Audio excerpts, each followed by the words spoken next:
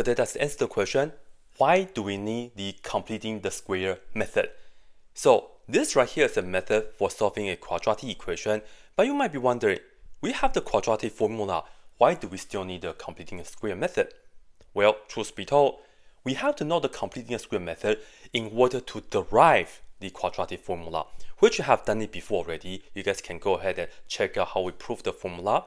Today, I would like to give you guys another example.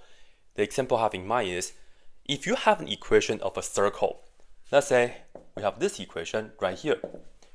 We have x squared plus y squared plus 6x minus 2y.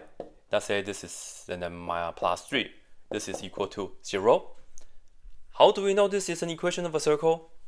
Even though you have the x squared plus y squared, but it does not look like a circle. Here's the deal. When you have a circle equation, the standard form of it is x minus some number k h squared plus y minus some number k square that, and that's equal to r squared. Right here, I will tell you the center is at h comma k, and then the radius is r. So if you just look at this equation, this is not clear that where the center is and where the radius is. We will have to complete the square in order to achieve that. So now let me show you how to do this. Firstly, we write down x squared, and I'm going to put down plus 6x right next to it, and I will leave a space. Continue, plus y squared, and then minus 2y, and I'm going to leave a space. For the 3, let me just bring that to the other side, so we have this equal to negative 3. Now, for the completing a square, what we do first is, you want to make sure you have a 1 in front of the x squared. So we have that, that's good.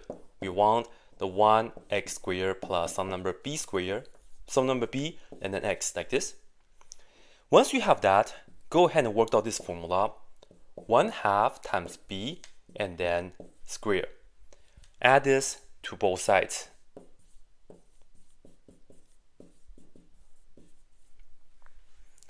So let's go ahead and do the x first right here. The b is the 6, so for the x is 1/2 times 6, and then we square that. That's 3, square that, we get 9. So this is a number that I will have to add to both sides. So far so good. And then here we have another part. We will have to complete the square for the y as well. So let's go ahead and do just that. Take 1/2 times negative 2 for the b here. Square that, that's negative 1, square, and we get positive 1. So I will also have to add 1 to both sides. So now, once we have done this, this 3 terms is guaranteed to be factorable. Better yet, it's going to be a perfect square, meaning the 2 factors are going to be the same. If you factor it, you get x plus 3, which we write here as x plus 3 squared. For these 3 terms, first write down the plus, but look at these 3 terms and factor it. You will get y minus 1 times y minus 1. Square that. And then all this, negative 3 plus 9 is 6, plus 1 is 7. So as you can see, once we did the completing the square, we will be able to go from a general quadratic equation with x and y into the standard form of a circle. And there are other equations, such as the parabola or the hyperbola or ellipse, that might require the completing a square method as well.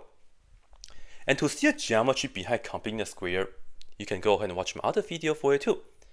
But now, let's talk about some common mistakes.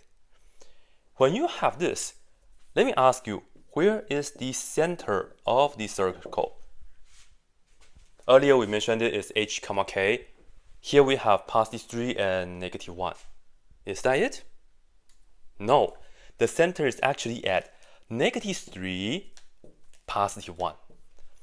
And the reason for that, you just have to be careful because the formula here is negative h.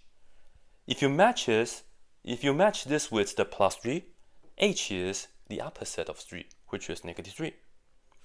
Now, you have negative k. Match that with negative 1. K is equal to 1. And then how about the radius? Let me just write this down. For the radius, it's not 7 because you see this right here is r squared. So you will have to purposely look at this as square root of 7 and then square. Whatever the number that you get right here without the square, just take the square root.